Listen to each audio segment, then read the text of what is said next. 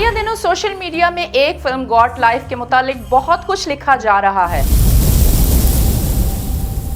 और इस पर मुख्तलिफ तबसरे भी हो रहे हैं। ये फिल्म सऊदी अरब के किफाला निज़ाम के पस मंजर में तैयार की गई है, जिसमें इस निज़ाम के गैर कानूनी पहलुओं और जुल्म व नाइंसाफी को बहुत वाज़ेह अंदाज में सिनेमा में दिखाया गया है।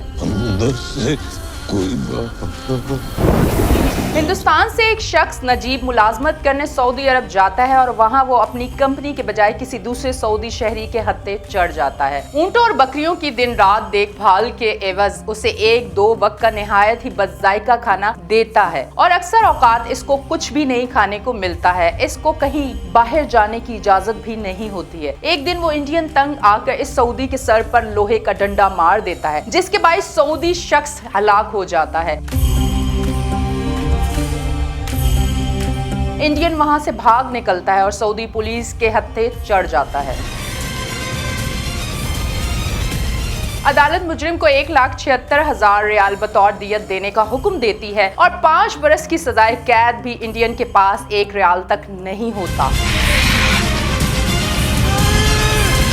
लोगों तक इस वाक़े की खबर पहुंचती है तो लोग इसके लिए ये रकम जमा करते हैं। मकतूल का बेटा मुजरिम से कहता है, तुमने मेरे वालिद को कत्ल किया है, मुझे इसका दुख और रंज तो बहुत है, लेकिन तुम्हारे साथ मेरे वालिद ने 2 बरस तक जुल्म और ज्यादती की है, इसलिए मैं तुम्हें अपने वालिद के खून मुआफ करता हूँ और दियत की रकम भी तुम्हें देता हूँ। मुजरिम सऊदी मुसलमानों के इस तर्ज अमल को देख कर मुसलमान हो जाता है।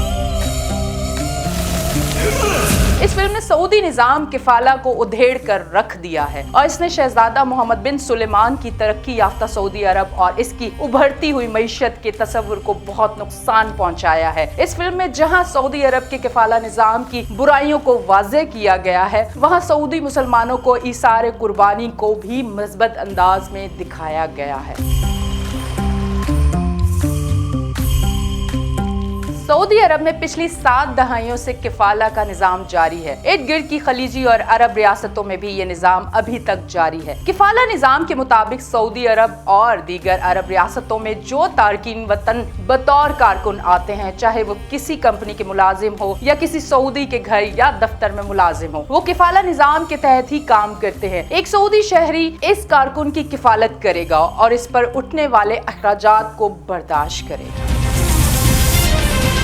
सऊदी अरब और दीगर अरब रियासतों के इस किफाला निज़ाम के मुतालिक बहुत तनकीद हो रही है और इसे हुकूक इंसानी के मुनाफी करार दिया जा रहा है। एक अंदाजे के मुताबिक इस वक्त सऊदी अरब में 1 करोड़ से जायद खारजी कारकुन काम कर रहे हैं। 2021 से सऊदी हुकूमत इस किफाला निज़ाम को तब्दील करने पर गौर कर रही है। सऊदी हुकूमत अपनी आमदनी को बढ़ाने के लिए तेल के साथ साथ दूसरे जराये पर भी इन्हिसार कर रही है। G20 के सरबराही इजलास का मेजबान भी सऊदी अरब बन रहा है, जिससे पहले इसे अपना किफाला निज़ाम तब्दील करने के लिए दुनिया के दबाव का सामना है। उम्मीद है कि सऊदी हुकूमत गुलामी नुमा इस किफाला निज़ाम को यकसर तब्दील करके हुकूक इंसानी और बैनुल-अक़वामी इंसाफ पर मबनी निज़ाम अपनाएगी।